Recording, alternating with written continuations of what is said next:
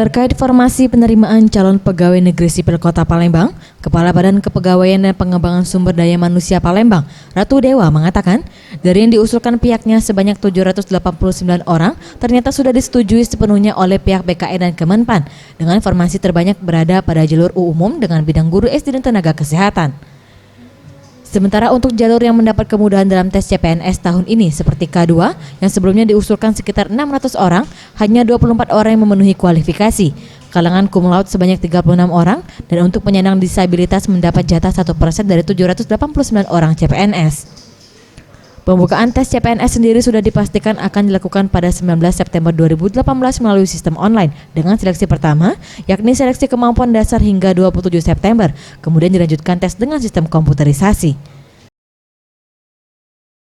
Pembukaannya sendiri itu kira-kira kapan Pak?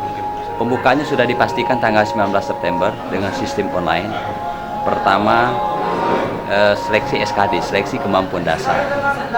Di 19 September itu sampai tanggal 23 atau 27. Setelah itu baru ada tes secara umum, secara nasional.